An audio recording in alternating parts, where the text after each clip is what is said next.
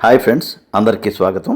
ఈరోజు బ్రహ్మకుమారి ఈశ్వరీయ విశ్వవిద్యాలయం వారి ఆధ్వర్యంలో జ్ఞానరత్నం అక్కయ్య గారి నేతృత్వంలో ఒక ప్రత్యేక కార్యక్రమం జరిగింది. ఆ విశేషాల సమాహారాన్ని ఇప్పుడు మీకు అందిస్తున్నాం. కానీ చేయగలిగినంత చేసే విధానం తెలియజేస్తాను. ఏది అంటే సహజ రాజయోగము. ఎవరికి వారే చెప్పాలండి, ఎవరిది వారే చెప్పాలి. లేదు నేను వీళ్ళ కోసం ఇలా చేశాను, వాళ్ళ కోసం అది చేశాను అని మనం ఎంత చెప్పినా వీళ్ళు వాళ్ళు ఎవరైనా మనతో వస్తారా? రారని తెలుసు కదా అందరికీ. మనం వచ్చింది ఎలా వచ్చాం? స్వతంత్రంగా ఒక్కొక్కరే వచ్చాం. మనం వెళ్ళేది కూడా ఎలా వెళ్తాం? ఆత్మలకు వైద్యం చేశారు. అందుకే ప్రాణన వైద్యనాథుడు అని చెప్తారు. ఆయనే వైద్యనాథుడు. లక్ష్మీనారాయణ అని చెప్పారు. అంటే మన బుద్ధిని వారిపై లగ్నం చేయాలి. ఓకేనా? ఎన్ని చేసినా మనసు వెళ్ళకపోతే ఏం చేస్తే ఉపయోగం ఏంటి? బుద్ధి వెళ్ళకపోతే.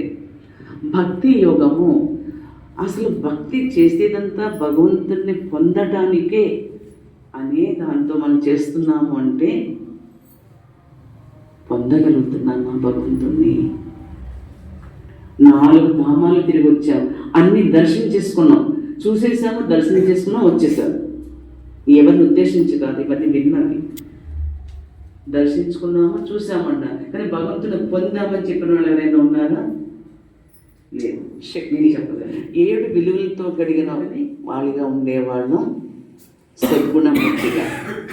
కానీ ఎప్పుడైతే మన ఛార్జింగ్ తగ్గిపోయిందో అప్పుడు దుర్గుణాలు స్టార్ట్ అయిపోయి ద్వాపరేద నుండి చివరికి వచ్చినప్పటికీ దుర్గుణాల పర్సంటేజ్ ఎక్కువైపోయింది, సద్గుణాలు కిందకి వెళ్ళిపోయాయి. వస్తుంది తప్ప పాపం రాదు, వేస్ట్ జరగదు. ఇది ఒక్కటి గుర్తుపెట్టుకోండి. కానీ దానికి ఏమి ఇవ్వాలి మనం? ఏం ఇవ్వాలంటే ప్రెసిడెంట్ గారు సమయం ఇవ్వాలి. ఏ మనసా నువ్వు రోజంతా అన్నింటి కోసం చేస్తున్నావు, కానీ నాకు నచ్చిన శక్తిని, భగవంతుని యొక్క శక్తిని పొందడానికి నేను టైం పెడతాను. కాబట్టి నన్ను పెట్టారు. ఎవరికి చెప్పొద్దు. మనకు మనమే మన చిన్నపిల్లలకి ఎలా చెప్తామో మన మనసు చిన్నపిల్ల లాంటి మన బుద్ధి, దానికి నచ్చ చెప్పుకొని మనం చేస్తే చాలు. ఇప్పుడు 2 నిమిషాలు పరమాత్మ ఇలా మాట్లాడుకోవాలి. మనుషులు చెప్పాలంటే నోటితోటి, భగవంతుడితో అయితే మనసుతోటి. ఓం శాంతి. నేను ఒక చైతన్యమైన ఆత్మను, వెలిగే జ్యోతిని, జాగృతి జ్యోతిని. వందే శంభూమావతిం సర్వగురుం వందే జగత్కారణం వందే పన్నగభూషణం మృగధరం వందే పశూనాం పతిం వందే సూర్య శశాంకవర్తినేనం వందే ముకుంద ప్రియం వందే భక్తజనాశ్రయం చ వరదం వందే శివం శంకరం.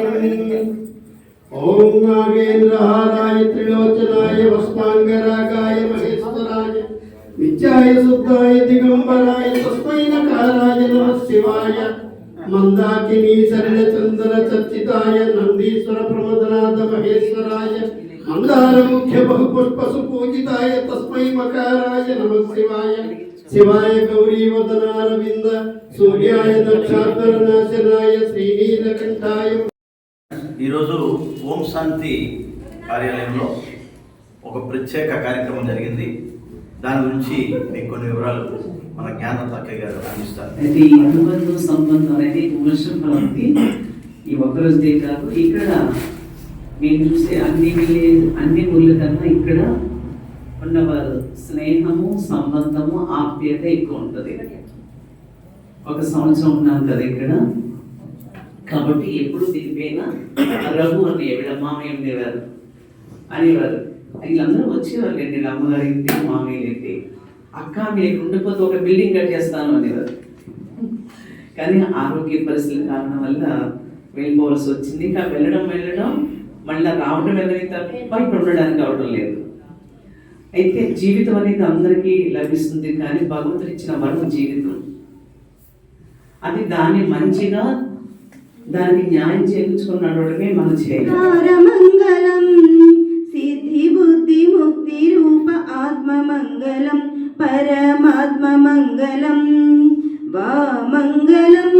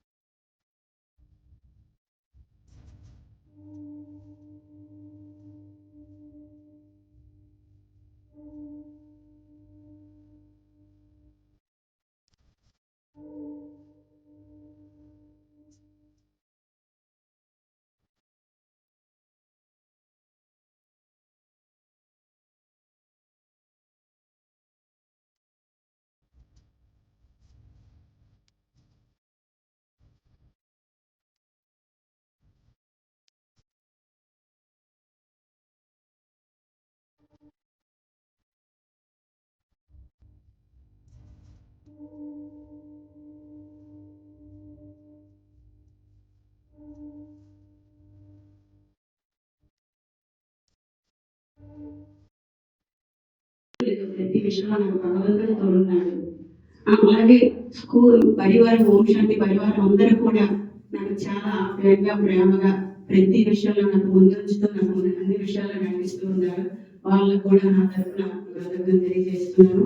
మీరందరూ కూడా మీ విలువైన సమయాన్ని కేటాయించి ఇక్కడికి వచ్చినందుకు మీకు అందరికీ కూడా నా తరఫున ధన్యవాదాలు తెలియజేస్తున్నాము. మా ద్వారా ఏమైనా చిన్న పొరపాట్లు ఉంటే మన్నించి క్షమిస్తారని కోరుచున్నాను. ఈరోజు ఇంత ప్రశాంత వాతావరణంలో ఈ కార్యక్రమం జరుగుతుండడం చాలా సంతోషంగా ఉంది. ఎన్నో బిజీ కార్యక్రమాల్లో ఈరోజు చాలా మనశ్శాంతి కార్యక్రమం ప్రారంభమైంది. చాలా ఆనందంగా, హాయిగా కూడా మనసు కూడా. అయితే ఈ ప్రశాంత నిలయానికి నాకు సుమారుగా 12 సంవత్సరాల నుంచి అనుభవం మాకు.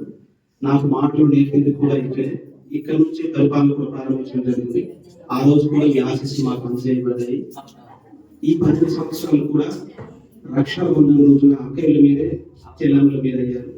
అలాగే ఆ రోజు నుంచి కూడా ఈ రోజు వరకు ఏ కార్యక్రమం జరిగినా మమ్మల్ని భాగస్వామ్యం చేస్తున్నారు. ఆ మహాశివుడి గారు మీ ఆశీస్సులు మాపై ఎప్పుడు ఉండాలి, మా గ్రామంపై ఉండాలని చెప్పుకుంటున్నాను. మీరు ఈ నెల పిల్లలు పడుతున్నందుకు మా గ్రామం కూడా సస్యశ్యామలం అయింది. మీ ఆశీస్సులు మాకు ఎల్లప్పుడూ ఉండాలని మనస్ఫూర్తిగా కోరుకుంటూ ఓం నమః శివాయ.